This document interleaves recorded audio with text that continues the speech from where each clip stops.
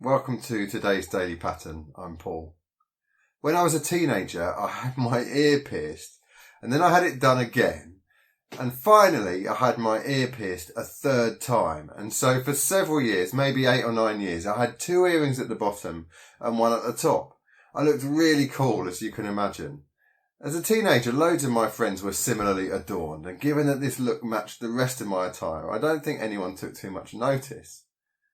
But as time went on, I started to work in an office and spent time with older people, and I would sometimes be in a conversation with someone, and as I talked, I would find that the other person wasn't looking at my face or my mouth, but they were staring at my ear.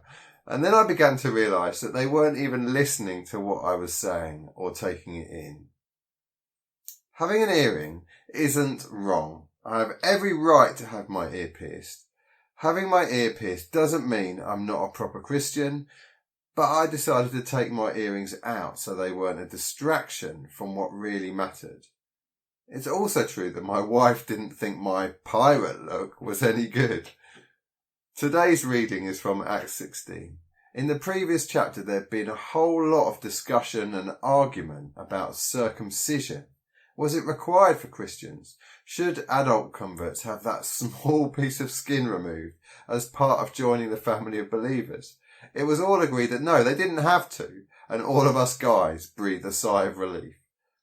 This chapter begins with the formation of one of the great double acts of history, Paul and Timothy. It's somewhat surprising then that the first thing Paul does is to circumcise Timothy.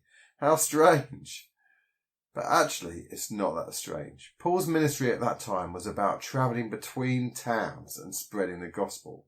The first thing he would do when he reached a new place was to visit the Jewish synagogue. He moved freely in those circles because he was Jewish. Timothy was also Jewish by birth but hadn't been circumcised.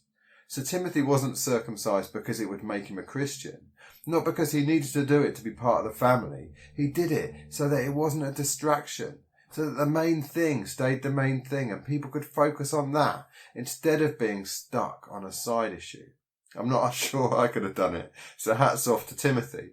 But it makes me think, what distractions do I need to remove or stop doing? Not because they're not allowed, but in order to help people to stay focused on what really matters. And what really matters is the good news of Jesus. See you next time.